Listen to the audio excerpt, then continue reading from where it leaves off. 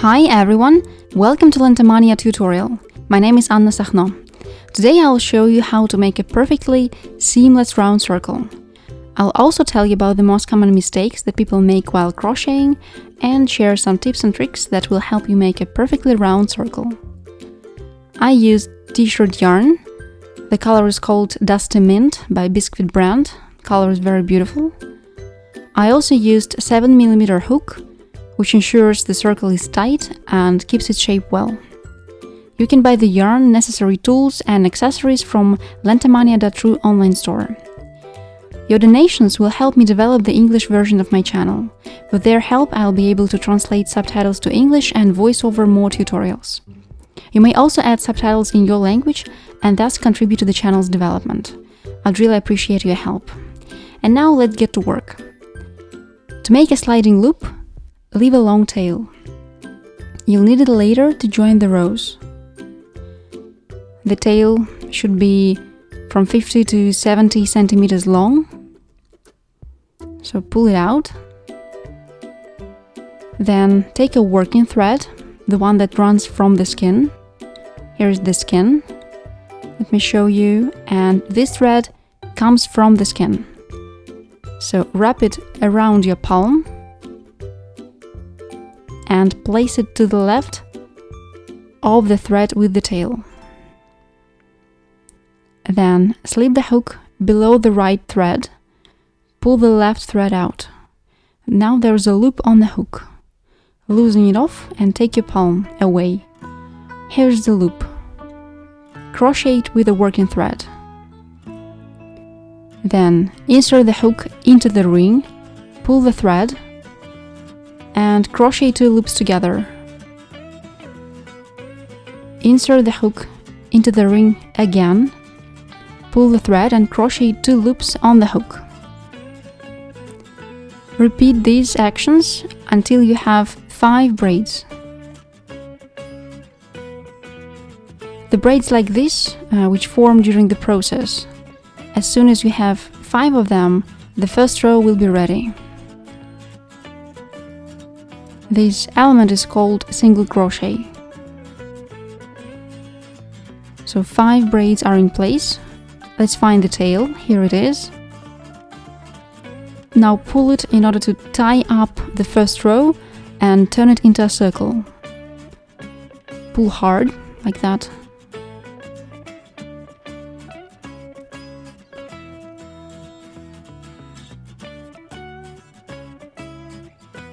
To complete the circle, you need to join the beginning with the end of the row. This is the beginning and this is the end. There are several ways of joining. I'll demonstrate one of them. It allows to join the beginning with the end seamlessly. And we'll need the long tail for that.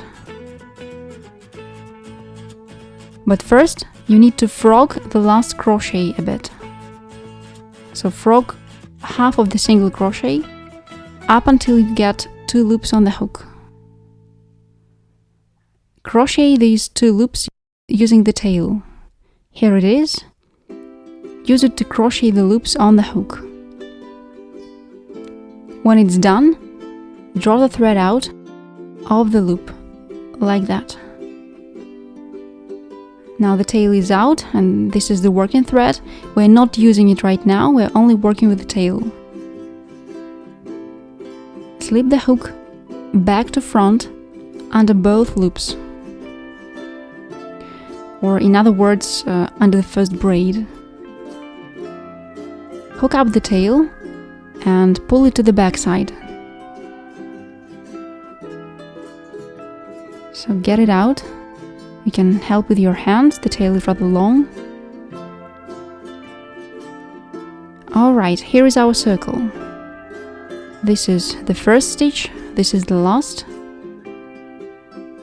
Turn the circle towards you a bit. And find a strip behind the last stitch. Insert the hook. And then slip the hook under the back loop of the last stitch, like that. Draw the tail to the back again.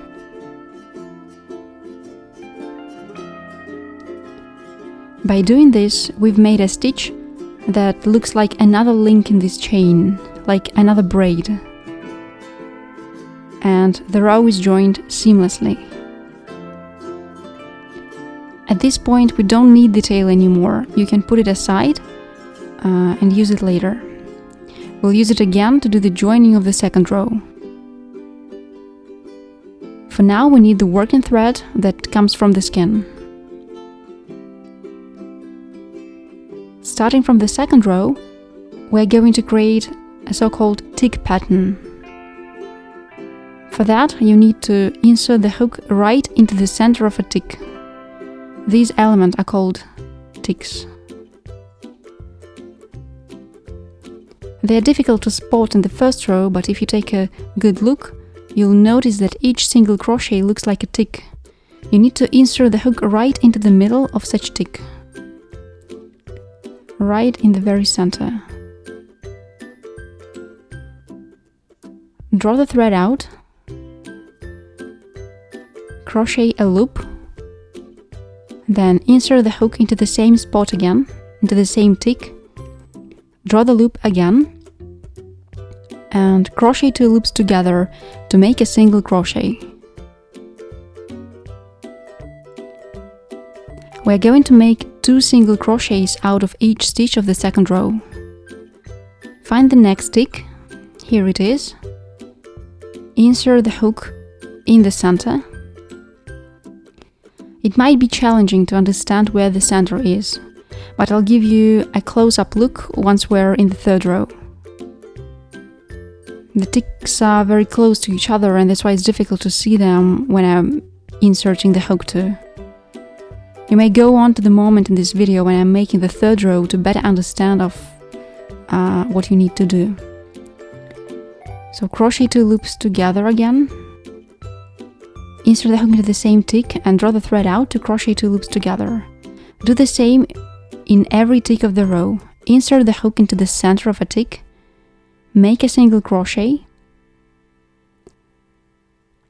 and make another single crochet out of the same tick.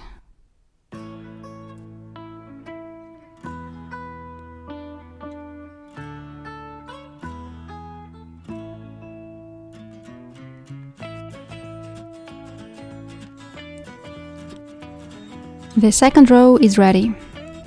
We've made 2 single crochets out of each stitch. Now let's join the beginning with the end using the tail. Put the working thread aside for now. Make the last single crochet using the tail. Draw the tail out. Slip the hook from back to front under both loops of the first stitch. Draw the tail to the back side and look for the strip behind the last stitch of the second row. Slip the hook under this strip and also under both loops of the stitch. Draw the tail out. Tighten the stitch up, make it look similar to the rest. It should look like all other braids of the row. Put the tail aside for now and take the working thread again. We're moving on to the third row. In this row we're going to alternate doubled and single stitches. Insert the hook into the center of the tick that is the closest to your working thread. By doing so, you'll avoid long stitches on the back side. So pick the tick that is right next to the working thread. Pull the thread, make a single crochet, then make another single crochet out of the same stitch. This means we've doubled this stitch. We've made 2 single crochets out of one stitch and doubled it. The next stitch is single. Find the next tick, insert the hook, draw the loop out and make a single crochet. The single stitch is ready. The next one is doubled again. Insert the hook in the center of the tick and make a single crochet. Insert the hook into the same tick again, make another single crochet. The next stitch, as you might have guessed, is single again, like that. Then doubled, and so on. The main idea of the third row is that you alternate one single stitch with one doubled. I promised to give you a closer look of how to insert the hook. You may see the sticks better now. Here they are. So identify a tick, insert the hook in the center, front to back. There are the same ticks on the back side as well, though they're upside down. And it's very important that you insert the hook through both front and back tick, because otherwise the pattern will be distorted. So run your hook through the center of a tick both on the front and on the back. This should be a doubled stitch. The next one is single.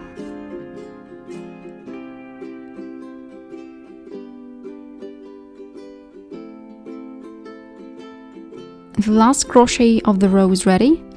If you are doing everything right, the pattern should match. I mean, if you start with a doubled stitch, the last stitch should be single. Let's do the joining. But first I want to explain how you can check yourself. It's really easy to count these stitches in a perfect circle pattern. The first row contains 6 stitches, including the one that we've made with the end using the tail. The second row has 12 stitches. The third row contains 18 stitches, and so on. You should add 6 stitches in every new row and count them if you need to verify, if you need to check yourself. So the joining is usual.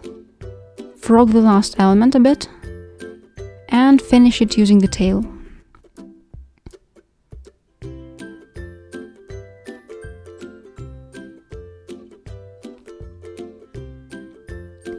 Done. Put the tail aside and let's start the fourth row. This is the nearest stick to the working thread. Make a chain stitch and let's start the fourth row. Now on the screen you'll see the crochet scheme.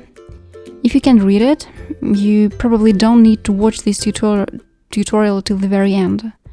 You may simply stop the video and study the rest of the rows shown on the scheme. But of course, I can explain what it all means for those who can't read the scheme. Each row should have 6 doubled stitches. In every new row, you should add 1 additional single stitch. For example, in the third row, we alternated 1 doubled stitch with 1 single. In the fourth row, we are going to alternate 2 single stitches with 1 doubled. In the fifth row, 3 single and 1 doubled, and so on. And a little trick, like I promised. The external view of a circle depends on the way you place double stitches under each other. If they are strictly on top of each other, doubled on top of another doubled, in the end you'll get a polygon instead of a circle. The wedges that will form will spoil the appearance and spoil the shape of your circle. That's why, to get a perfectly round circle, you need to arrange doubled stitches, or in other words, increases, in particular order. You need to make every next increase in the first single stitch following the doubled stitch in the previous row. I'm going to mark it with a stitch marker. Here it is. You see, this is an increase, a doubled stitch in the third row. That's why in the fourth row we need to double the nearest single stitch. The next 2 stitches were doubled in the previous row, that's why we need to make them single. Then we need to double this first single stitch that follows 2 doubled ones. This principle applies to all remaining rows. Let me show you, and I'll use my stitch marker. It will be more understandable. The first stitch of the fourth row is doubled because this is the first single stitch after the doubled ones in the previous row. Insert the hook into the same tick twice and make 2 single crochets out of it. And then 2 stitches are single, the next 2 stitches. 1 single crochet per each. The next stitch in the previous row was single. That's why you need to double it in this row. Find another similar stitch. So this stitch is doubled in the previous row, so I'm marking the next one. It is single. And in this row we need to double it. I hope that you can understand the principle, and in general you don't have to search out stitches like that and mark them with a stitch marker.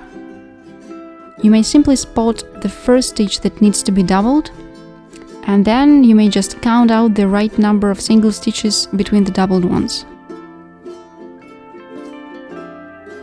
In the fourth row, 1 doubled stitch alternates with 2 single. So right now I'm making a doubled stitch. 2 next stitches will be single, then 1 doubled again.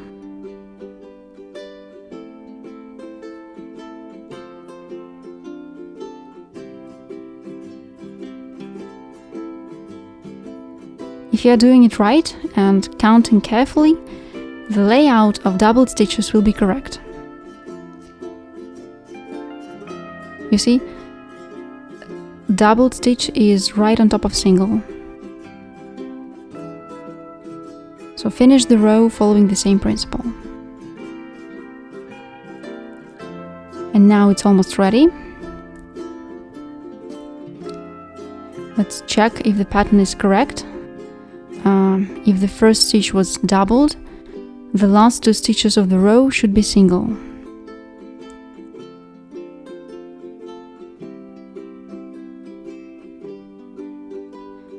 I joined the beginning with the end, and let's start the 5th row. Here you will alternate 1 doubled stitch with 3 single. This tick is the closest to the working thread. Let's crochet it. Then you need to identify the first stitch that has to be doubled. This one. In the previous row, this is a doubled stitch, and this is the first single stitch after the doubled one. That's why now we need to make 3 single stitches and then 1 doubled.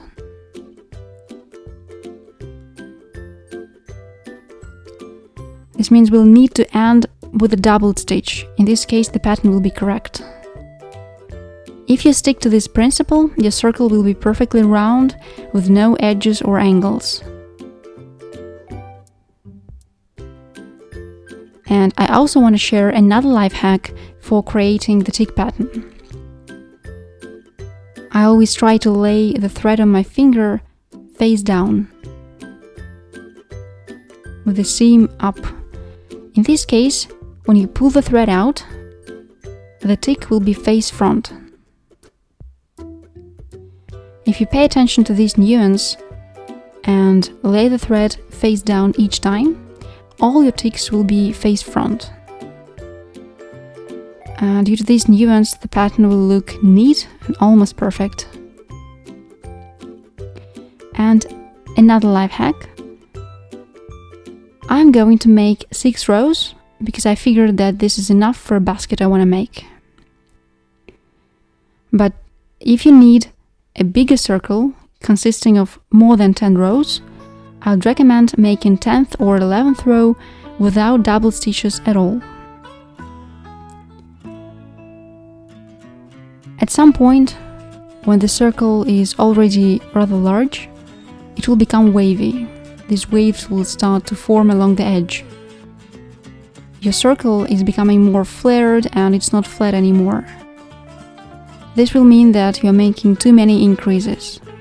As soon as you notice these waves, make the next row without double stitches, and then crochet the next but one as if there were no row without increases. Simply follow the known scheme and add one additional single stitch between the doubled ones. And if you don't notice any waves and your circle remains flat, then you don't have to make a row without increases. It's only necessary when your circle is losing its flatness and the waves are starting to form. So these are the rules of making a perfect circle. When your circle is ready, iron and seam it off. It will look neater afterwards. So that's my circle consisting of 6 rows joined seamlessly.